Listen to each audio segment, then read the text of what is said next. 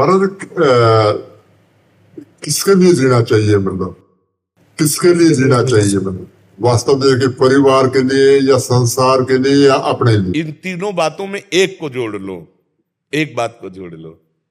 आपका जीवन किसके लिए है, हमको ये आप पहले उत्तर दे तो हम आपको फटाक से उत्तर दे देते हैं। आपका जीवन किसके लिए है? इसका तो मालूम नहीं महाराज। हाँ, इसीलिए आप समझ नहीं पाए ने। तीनों बातें एक है। आप जी रहे हो सिर्फ भगवान के लिए, अनजाने में भी भगवान के लिए जी रहे हो। ये इंद्रियां, ये मन, ये शरीर, ये प्राण भगवान की रचना है। आप भगवान के अंश हो ना, भगवान के द्वारा ही नियत समय तक के लिए इस शरीर में हो। अनजाने में भी भगवान को सब प्यार करते हैं। कैसे? जैसे इनके अंदर भगवान बैठे हुए हैं, ये तुम नहीं जान पा रहे हो। ये तुम्हारी पत्नी कौन है पूर्व में, पूर्व जन्म में कौन थी ये? तुम्हारी बेटी कौन थी? तुम्हारा बेटा कौन आया है? कुछ पता नहीं। ना आप अपने को जानते हो ना इनको जानते हो। जो आपको भी जानता है, इनको भी जानता है और आपको बहुत प्यार करता है, उसे कहते हैं भगवान। और उसी के लिए आप जीवन जी रहे हो, अनजाने में भी। अनजाने में अपने को जीवन में कि मेरे पत्नी है, मेरा बच्चा है, मेरा बेटा है, मेरा परिवार, मैं जो ये मैं है वो श्री कृष्ण है, वही भगवान है जिसे तुम जान नहीं पा रहे हो। ये तुम नहीं हो, ये तुम्हारा ढांचा है। मानते हो कि नहीं? खली जिसका नाम है, ये ढांचे का नाम है या तुम्हारा नाम है? ढांचे का नाम। ढांचे का नाम, इस शरीर का नाम है। इस शरीर का नाम खली है। ये जब मां के गर्भ में था तब खली नहीं था। जब ढांचा बाहर आया तब उसको नाम दिया गया, ढांचे को नाम दिया गया। और ढांचे से ही इसके अंदर जो संचलित होने वाली शक्ति है उसको पहचाना जा रहा है। लेकिन उस शक्ति को कोई नहीं नाम दे रहा। जो खली के अंदर पावर है, जो खली के अंदर ईश्वर है, उसको कोई नहीं देख रहा, उसको ज्ञानी देखता है। तुम उसी को प्यार करते हो, शरीर को प्यार करते हो इसलिए कि शरीर के अंदर वो शक्ति विराजमान है। नहीं तो अभी कह दिया जाए कि तुम्हारे पूरे जीवन का नाश हो जाएगा इस इतने से, तो इतना कटवाने में देर नहीं लगेगी, पैसा दे के कटवा दोगे। मतलब शरीर से भी प्रिय प्राण, प्राण से भी प्रिय आत्मा, और जैसे आत्मा कहते हैं उसे परमात्मा कहते हैं। और वही इनमें विराजमान, इनमें विराजमान, इनमें विराजमान, पावर वही भगवान का है। तो तुम अनजाने में भी भगवान से प्यार करो, अगर जान के प्यार कर लो तो जीवन मुक्त हो जाओ। अब वही भगवान तुम्हें शरीर जैसे प्रिय और पोषणकारी दिया है। तुम्हारा अधिकार शरीर को नष्ट करने का नहीं है भला, ना भारतीय और ना भागवतिक। अभी कानूनी कार्रवाई में आपको केवल यह साबित हो जाए कि आप अपने शरीर को नष्ट करना चाहते हैं तो आपको सजा हो जाएगी कि नहीं हो जाएगी? तो मतलब इस शरीर पर आपका अधिकार नहीं है, जीने का अधिकार है। खाओ पियो मौज करो, इसको नष्ट नहीं कर सकते। ये सरकारी है, भारतीय भी और भागवतिक भी। इसका मतलब भगवान की सत्ता। तो ये आप इनसे व्यवहार कर सकते हो, प्यार कर सकते हो, इनको सुख पहुंचा सकते हो, लेकिन नष्ट करने का अधिकार नहीं है, नहीं आपको जेल हो जाएगी। ये सरकारी है ना, सरकारी, भागवतिक भी और कानूनी भी। मतलब टोटल अगर हम हिसाब में जाएं तो हम भगवान के लिए जी रहे हैं। अगर हम जान ले इस बात को तो मस्त हो जाएंगे, और नहीं जान पा रहे इसलिए अहंकार की दशा में हम सांसारिक जीवन जी रहे हैं। नहीं, भागवतिक जीवन है। ये भगवान गोद में बैठा है। जो लाला मूर्ति में लिए रहते ना, ये वही लाला है। पहचान लो बस, समझ में आ जाएगा। वही श्री कृष्ण तुम्हारी गोद में बैठा है। वही जगदम्बा तुम्हारी पत्नी के अंदर भी वही शक्तिमान विराजमान है। पत्नी का रोल करने वाली वही आद्या शक्ति, कोई दूसरा नहीं है। जो तुम्हारे अंदर बैठा हुआ महाबल वो भगवान ही है, दूसरा कोई नहीं। अनजाने में भी हम उसी का आदर कर रहे हैं। महाराज जी, मेरा क्वेश्चन है कि जैसे हम मतलब परिवार के लिए दिन रात मेहनत करते हैं। हम जैसे बोला ना अभी कि भी आप 1000 बार नाम लो, तो सुबह से शाम को लेट सोते हैं, सोचते भी ये काम निपटाइए, वो निपटाइए।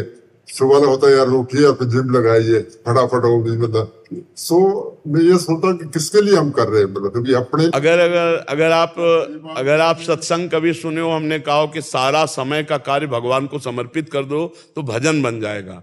भगवान का भजन करने से ही पूर्णता ये बात समझ में आएगी। नहीं, आपको ये लग रहा है कि मैं अपने लिए जी रहा हूं, अपने परिवार के लिए जी रहा हूं, लेकिन ये जीवन कोई महत्व का जीवन नहीं।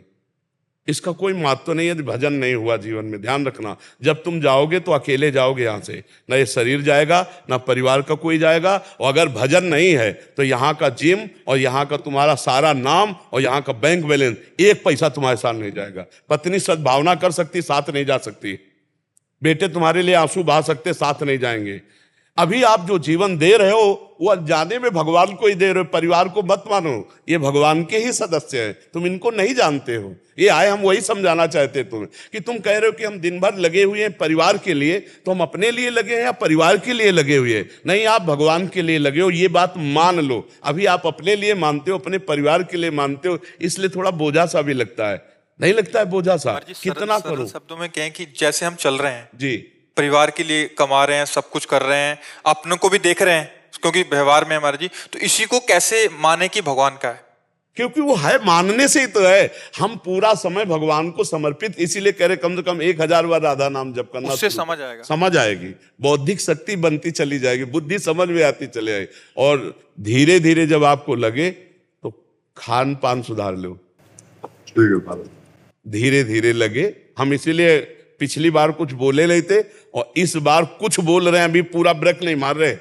धीरे धीरे आप पहले से काफी हाँ धीरे धीरे पहले से मैं काफी सुधार कर हाँ, धीरे धीरे चेंज हो गया महाराज जी। घर पे जो हमारा है सब चेंज हो गया महाराज जी। बेटी का क्वेश्चन है, ये शुरू से जब से हुई है ना, ये श्री कृष्ण जी को बहुत मानती है, तो इसका जैसे हम घर पे जैसे और भी हमारे देवी देवता को मानते हैं, इसको ये कंफ्यूजन में है कि मानती भाई है कृष्ण जी को, और ये कंफ्यूजन में है कि मैं क्या करूं, इसको मार्गदर्शन कुछ दिखा दो ताकि ये भी समझ आए अभी से ना छोड़।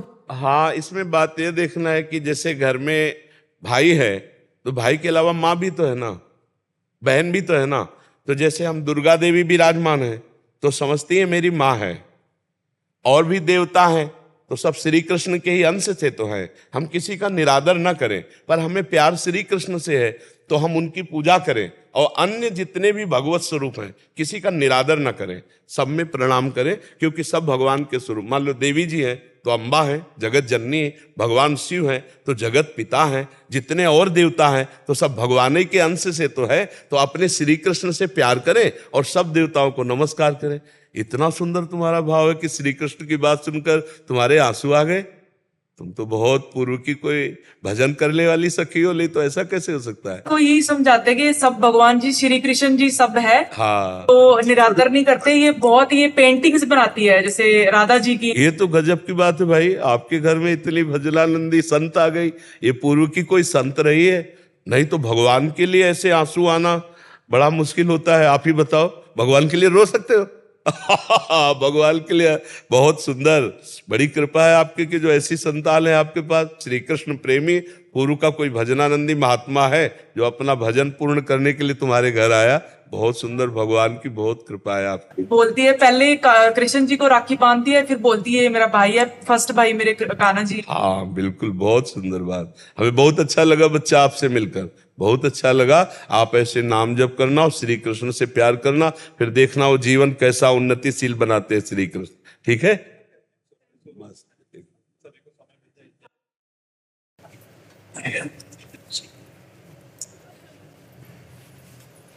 दंडोत।